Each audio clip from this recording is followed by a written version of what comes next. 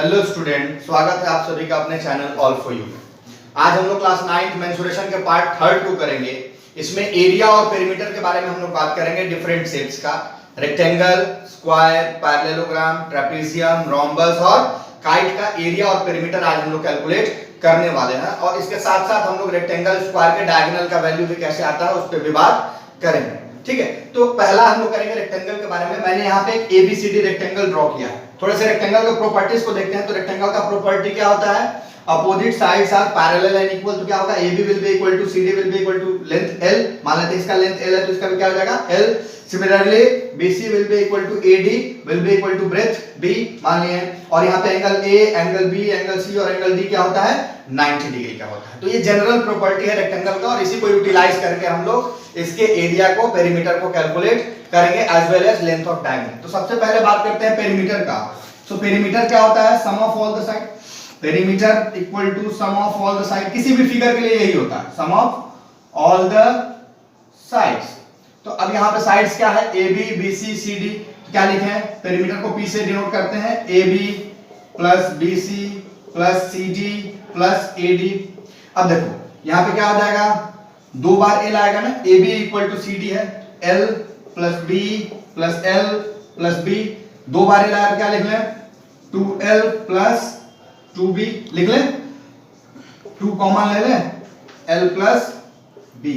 यानी कि perimeter is twice the product of sum of length and breadth. ठीक है, और ये किस में आएगा भाई? तो सिंपल यूनिट में आएगा। लेंथ भी क्या होता है? मीटर में। ये सब क्या है? लेंथ में। या तो मीटर या सेंटीमीटर या जो भी होगा उस यूनिट में आ जाएगा। सिंपल यूनिट जो होगा उसमें आ जाएगा। ठीक है ना। एरिया हम लोग फाइंड आउट करते हैं रेक्टेंगल का। तो इसमें एक कंस्ट्रक्शन करना है। एरिया ऑफ रेक्टेंगल के लिए एक सिंपल सा कंस्ट्रक्शन क्या करना है कि कोई भी डायगोनल, मैंने AC ड्रॉ किया है, आप चाहे तो BD भी ड्रॉ कर सकते हैं, कोई एक डायगोनल ज्वाइन कर लिए। तो जब मैंने इस डायगोनल को ड्रॉ किया तो एक right angle triangle, first right angle triangle मुझे यहां मिला और सेकंड राइट एंगल ट्रायंगल मुझे यहां मिला। तो अब इसका एरिया यदि मुझे निकालना है, मैं इस ट्रायंगल और इस ट्रायंगल का एरिया निकाल के ऐड कर लूं तो टोटल का एरिया मुझे मिल जाएगा। तो मैंने क्या किया? कंस्ट्रक्शन है, यहां पे कंस्ट्रक्शन है कि join A to C means diagonal, एक डायगोनल को ज्वाइन करा दो। So now area of ABCD, इस पूरे का एरिया क्या होगा? Area of triangle ABD, area triangle ABD plus area triangle ACD, sorry ABC है ना यहाँ पे, area triangle ABC plus area triangle ACD। ठीक है, अब जरा देखते हैं इसका एरिया क्या होगा। ये बेस, ये हाइट इस राइट एंगल ट्रायंगल में, तो ये क्या हो जाएगा? 1/2 इंटू लेंथ इंटू ब्रेथ इसका, प्लस ये भी क्या है? ये लेंथ है, ये ब्रेथ है, यही है ना AB इक्वल टू CD। तो plus 1/2 into length into breadth. अब दोनों आधा आधा मिलकर क्या हो जाएगा? टोटल हो जाएगा 1/2 क्या हो जाएगा? 1 हो जाएगा, यानी कि लेंथ इंटू ब्रेथ। और ये क्या आएगा? स्क्वायर यूनिट में आएगा। किस यूनिट में आएगा? स्क्वायर यूनिट में आएगा, यानी कि मीटर स्क्वायर, सेंटीमीटर स्क्वायर, जो भी लेंथ दिया है उसका स्क्वायर यूनिट हो जाएगा।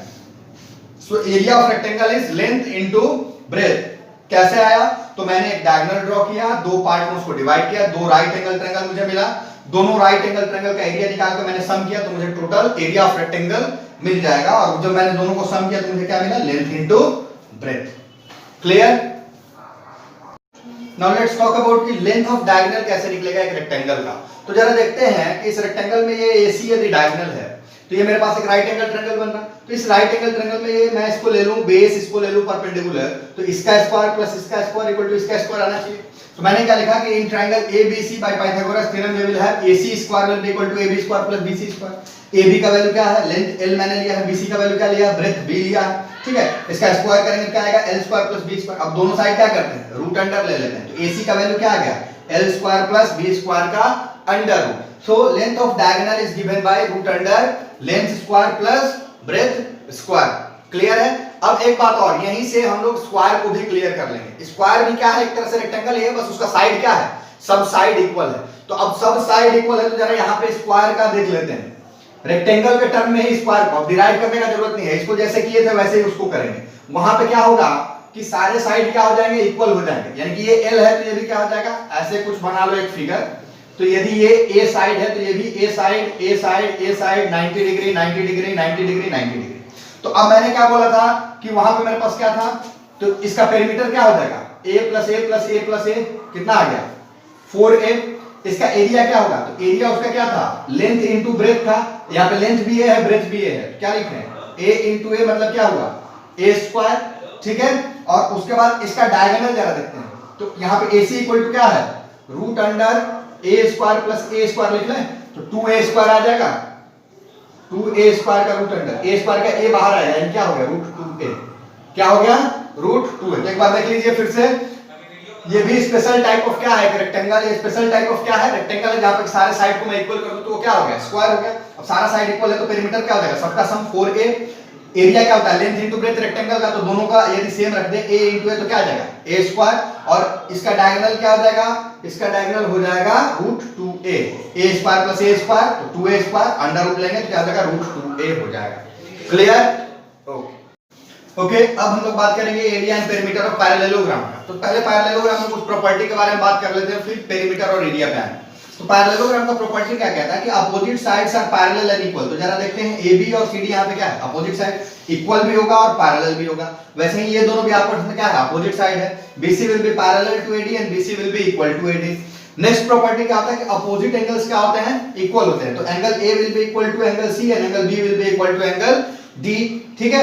नेक्स्ट उसका नेक्स्ट प्रॉपर्टी क्या होता है कि जब मैं डायगोनल्स ड्रॉ करूंगा तो डायगोनल्स आपस में क्या करते हैं, बाइसेक्ट करते हैं। डायगोनल्स आपस में क्या करते हैं, बाइसेक्ट करते हैं। और एक छोटा सा प्रॉपर्टी और है कि क्योंकि ये इससे पैरेलल है तो ये सम ऑफ को इंटीरियर एंगल क्या होगा 180 डिग्री होगा। So angle A plus angle D will be equal to 180 degree. Angle A plus, अब ये दोनों भी आपस में पैरेलल है ना, तो angle A plus angle B भी क्या होगा 180 डिग्री होगा। वैसे ही एंगल B प्लस C भी 180, एंगल C प्लस D भी 180 डिग्री होगा।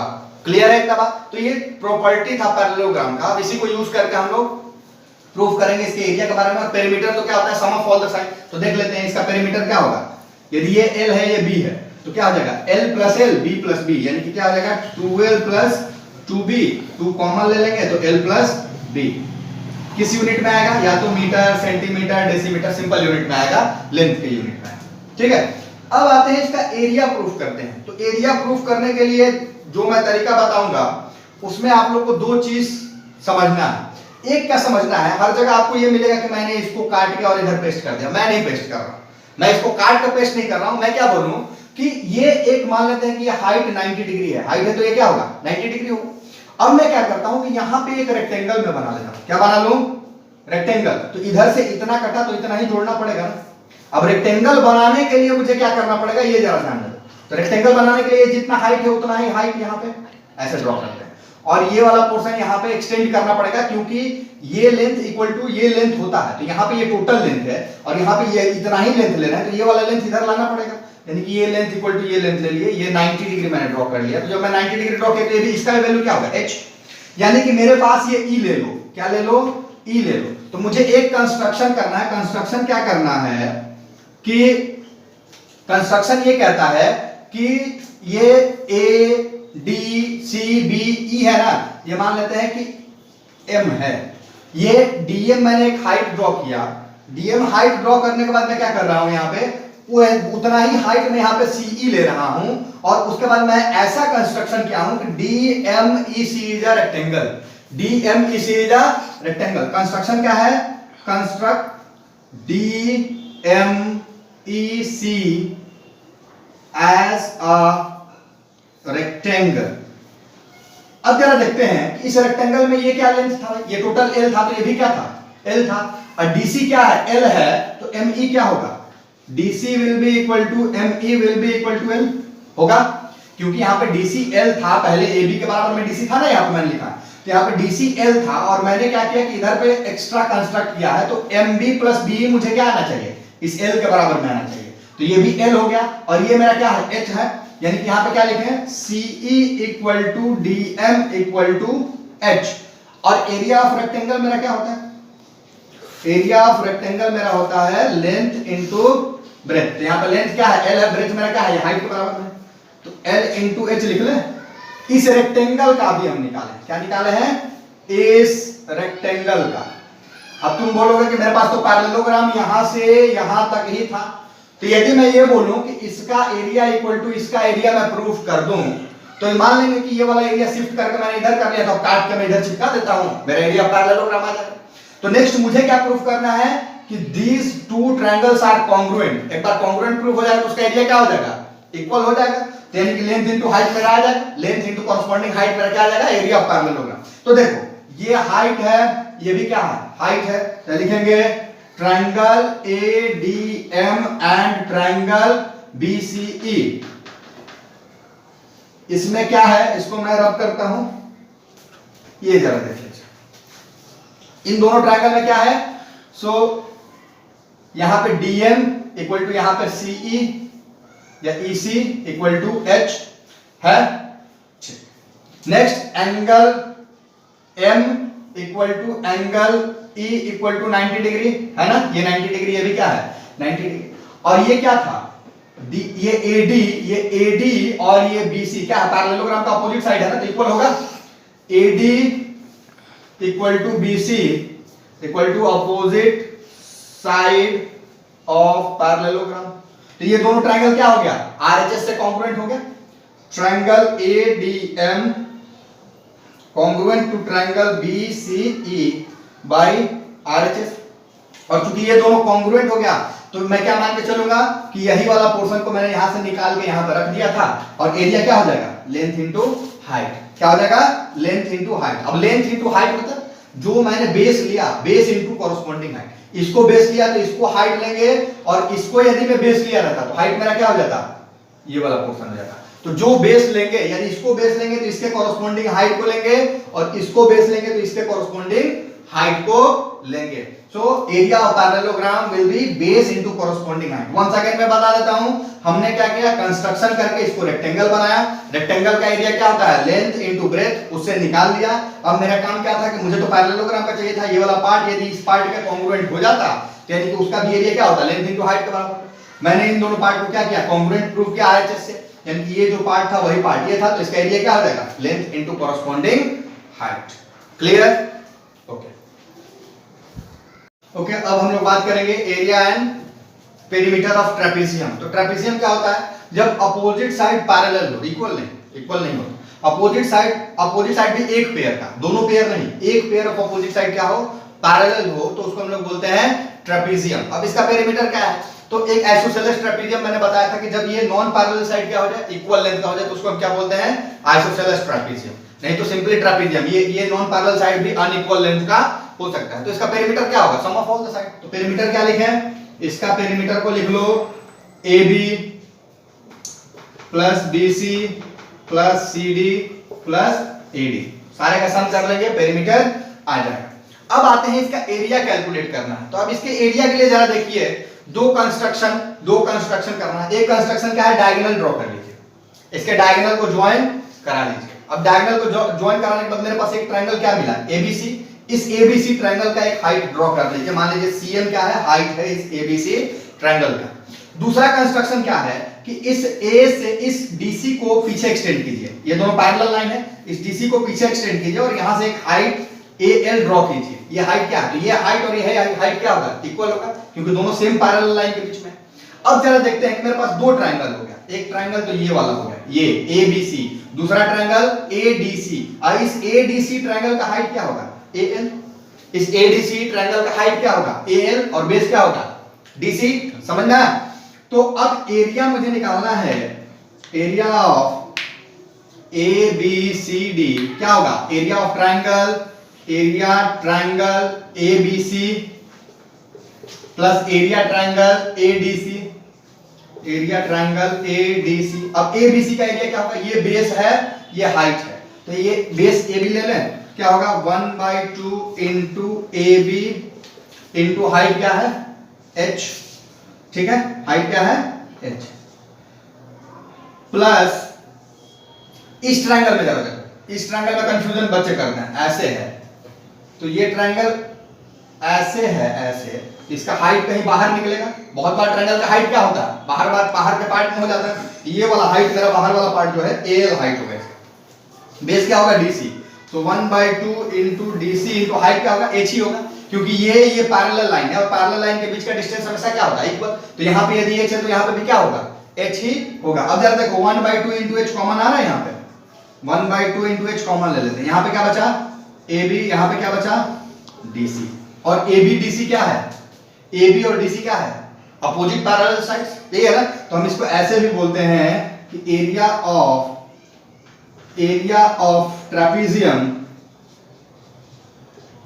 इक्वल टू 1/2, ये क्या है sum of parallel sides, 1/2 sum of parallel side, और h क्या है दोनों के बीच का distance into distance between them, into distance between them, clear है।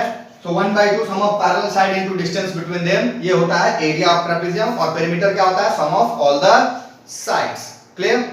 चलिए अब लास्ट पार्ट है area and perimeter of rhombus, ये फर्स्ट पार्ट में हम लोग कर चुके हैं, तो मैं बहुत शॉर्ट में इसको बताने वाला हूं। पेरीमीटर के लिए हम लोग क्या करेंगे, तो रोम्बस है मतलब सारे साइड क्या है इक्वल है, तो पेरीमीटर क्या हो जाएगा 4 इंटू a। अब एरिया देखते हैं, या तो रोम्बस हो या काइट हो, दोनों का एरिया क्या होगा 1/2 d1 इंटू d2 होता है। अब कैसे इसको प्रूव किए थे, फर्स्ट पार्ट में किए थे, एक बार आप लोग देख सकते हैं, वैसे मैं अभी शॉर्ट पार्ट में बता देता हूं। जरा देखते हैं कि मैं इसको डायगोनल मान लूं, इसको क्या मान लूं डायगोनल, तो यहाँ पे एक ट्रायंगल बना जिसका ये हाइट है, दूसरा ट्रायंगल ये बना जिसका ये हाइट है, तो 1/2 बेस इंटू हाइट इसको करेंगे, बेस डायगोनल को ले लेंगे, हाइट इसको ले लेंगे।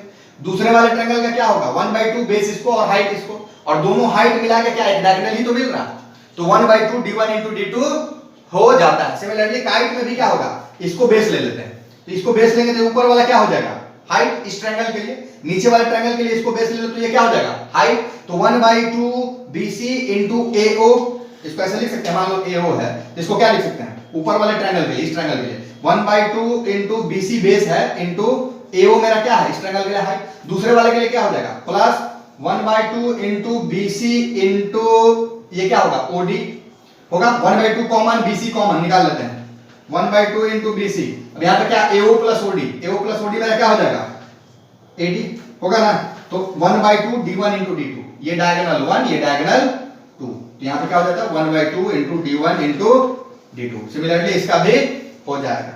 ओके, सो ये था मेंसुरेशन का पहला पार्ट का 2 डायमेंशनल का दो भाग, जिसमें हमने ट्रायंगल के बारे में बात किया, क्वाड्रिलेटरल्स के बारे में बात किया। नेक्स्ट लेक्चर में हम लोग बात करेंगे सर्कल का, और फिर हम लोग बात करेंगे 3 डायमेंशनल फिगर, क्यूब, क्यूबॉइड और उसके अलावा सिलेंडर के बारे में बात करेंगे। तो इन सारी चीजों का वेट कीजिए आप लोग, नेक्स्ट लेक्चर में आएगा। Till then good bye.